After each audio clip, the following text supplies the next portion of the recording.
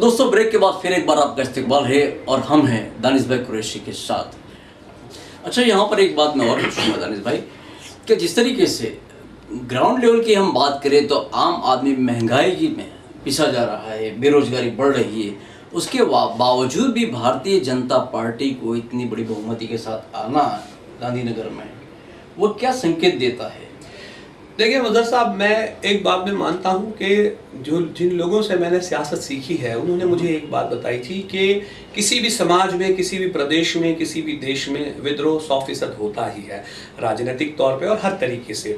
उस विरोध को, इस विद्रोह को, राजनीतिक विद्रोह की अगर जो बात है उसको भुनाने के लिए या उसको इकट्ठा करने के लिए आपको एक लीडर की जरूरत होती है। और जब तक विरोधियों को एज ए लीडर आप पर भरोसा नहीं बैठेगा तब तक वो लोग आपके पीछे आके खड़े नहीं होंगे। आप देखिए, देश में किसान आंदोलन चल रहा है, ठीक है, राकेश टिकैत ने हमारी पार्टी के लिए क्या कहा वो छोड़ दीजिए, वो तो खैर ओपन हो गए, लेकिन अल्टीमेटली किसानों के एक बहुत बड़े तबके ने उसमें विश्वास रखा और उसके पीछे आप 10 महीने से बैठे हैं, ठीक है।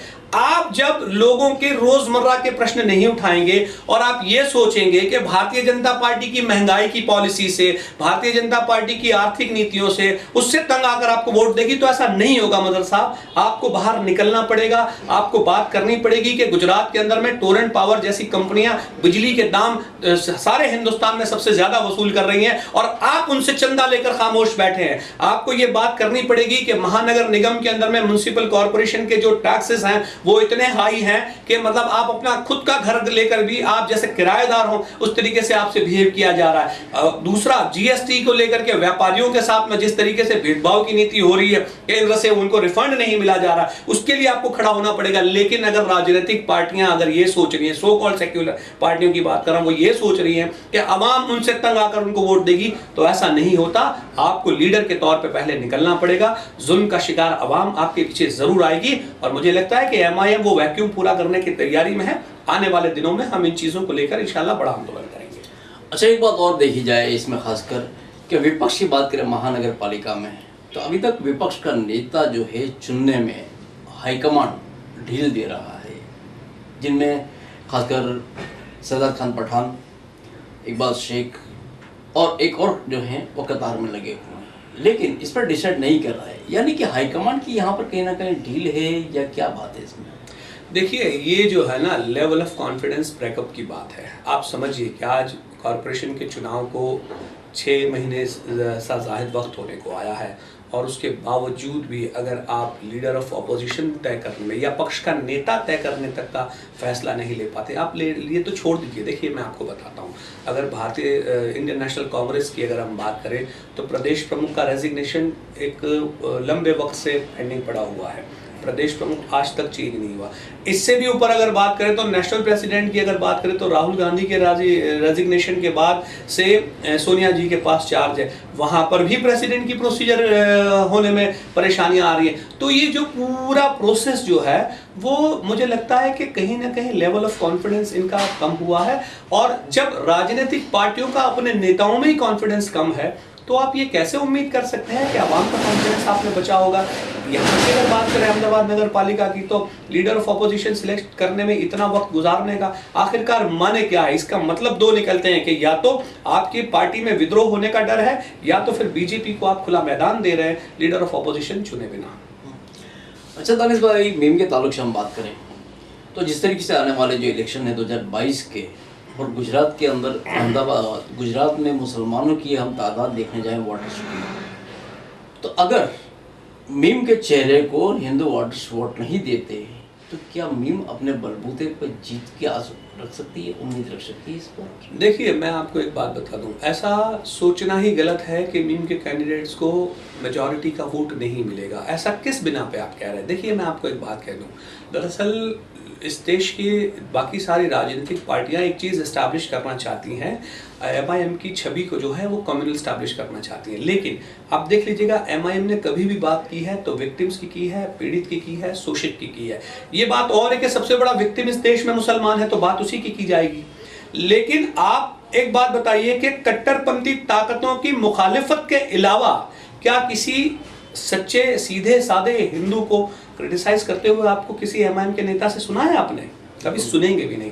और कट्टरपंथी ताकतों की मुखालिफत हम ताउम्र करते रहेंगे, जब तक जिंदा है तब तक करते रहेंगे, क्योंकि यही कट्टरपंथी ताकतें जो हैं वो देश को खोखला कर रही हैं।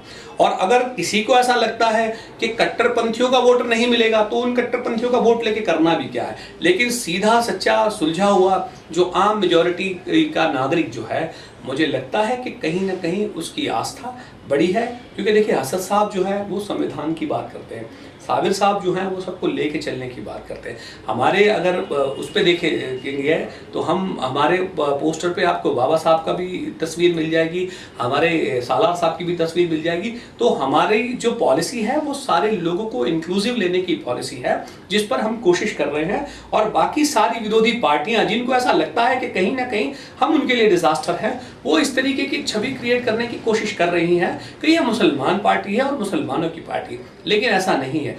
और मैं आपको बताऊं कि विधानसभा के रिजल्ट जो है वो अनएक्सपेक्टेड होंगे, लोगों ने सोचा नहीं होगा उस तरीके के परिणाम मिलेंगे। मुझे लगता है कि शायद मुस्लिम कैंडिडेट से ज्यादा हमारे पास दूसरे कैंडिडेट्स होंगे। नालिस भाई एक बात बताइए, खास करके कुछ दिनों से हम देख रहे हैं, कुछ महीनों से हम देख रहे हैं कि अहमदाबाद में वक़्फ़ की मिल्कतों को लेकर और उनमें खासकर कब्रिस्तानों के मामले को लेकर काफ़ी विवाद हो रहे हैं। 2 दिन पहले आपने पढ़ा भी होगा कि जिस तरीके से दानी लीमड़ा में 2 वक़्फ़ के कर्मचारी पर हमला भी हुआ था। तो ये सब क्या बातें हैं? देखिए, देश के अंदर में अगर प्राइवेट प्रॉपर्टीज देखी जाए एज ट्रस्ट की, तो नंबर 1 पे वक़्फ़ की प्रॉपर्टियां हैं। और ये हमारे बुजुर्गों ने, वली अल्लाहों ने, खिदमत गुजार लोगों ने उस वक्त डोनेट की थी।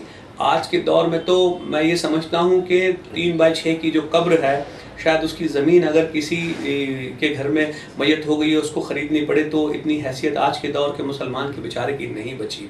और उसके बाद वक़्फ़ की मिल्कियत का जिस तरीके से सारी पॉलिटिकल पार्टियों के शासनकाल में डिस्क्रिमिनेशन हुआ, अरबों और खरबों की मिल्कतों का जिस तरीके से उन्होंने लूट मार मचाई है, उसके अंदर में तमाशबीन बने सारे सो कॉल्ड मुस्लिम नेता जो अपनी अपनी पार्टियों में तो मुसलमानों की क़यादत के नाम से हिस्सेदारी मांग कर जीत कर आते हैं, लेकिन उसके बाद मुसलमानों की इस शाही मिल्कियत जो थी, जो हमारे बुजुर्गों की देन थी, जो हमारे लिए हिस्टोरिकल विरासत थी, जो हमारी विरासत को संभालने की जिम्मेदारी थी, उसमें कहीं ना कहीं नाकाम हुए।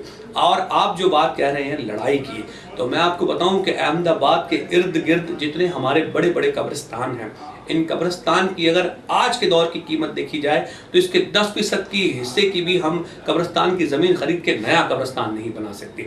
ये हम उनके शुक्रगुजार हैं, हमारे बुजुर्गों के और दौर नवाबियत के जिन लोगों ने इसे डोनेट किया है। लेकिन इसको अगर ख़त्म करने का किसी ने काम किया तो वो राजनीतिक पार्टियों ने, और कहीं ना कहीं डायरेक्ट एंड डायरेक्ट पॉलिसीज ऐसी रहीं कि वक़्फ़ की प्रॉपर्टीज को डिस्क्रिमिनेट करने वालों के खिलाफ कोई एक्शन नहीं हुआ।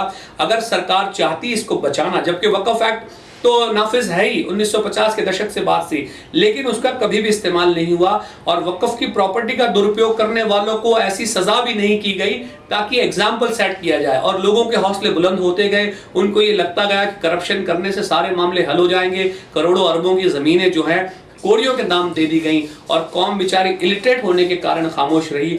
और ये विरोध का जो दौर गुजरात में शुरू हुआ, ये 2008 के बाद शुरू हुआ। मुझे याद है कि सबसे पहली बार हम लोगों ने इसके खिलाफ एक आंदोलन चलाया था सुन्नी मुस्लिम वक्फ कमेटी के बाहर, जब मूसा सुहाग कब्रिस्तान में उस दौर में इन्होंने अंदर पार्किंग, सड़क और अंदर जाने का जो रास्ता मील की दीवार तक जाता था वहां तक बनाने का एक सुनियोजित तरीके से बनाया गया था। आज भी आप देखिए मूसा सुहाग कब्रिस्तान की अगर बात करें तो वहां 12.5 फुट रोड कटिंग है, लेकिन उस रोड कटिंग के मुआवजे के लिए कभी हमारे सो कॉल्ड रिप्रेजेंटेटिव जो हमारे एमएलए हैं उन्होंने कभी आवाज बुलंद नहीं की। जबकि उस वक्त भी हमारी ये डिमांड थी कि अगर आप कब्रिस्तान की जमीन को कटिंग में ले रहे हैं तो उतनी ही जमीन के बदले उसी ब्रिज के नीचे हमें पार्किंग के लिए या और दूसरी चीजों के लिए अलॉट कर दें और वो सीधा अहमदाबाद सुन्नी मुस्लिम वक्फ कमेटी के खाते में जमा हो जाए ताकि प्रॉपर्टी और एसेट जो है वो हमारी सुरक्षित रहे। लेकिन अपने पर्सनल मफाद के चलते इन नेताओं ने कभी भी समाज का भला, कभी भी कौम का भला, कभी भी देश का भला नहीं चाहा और इन्होंने हमेशा से ये चाहा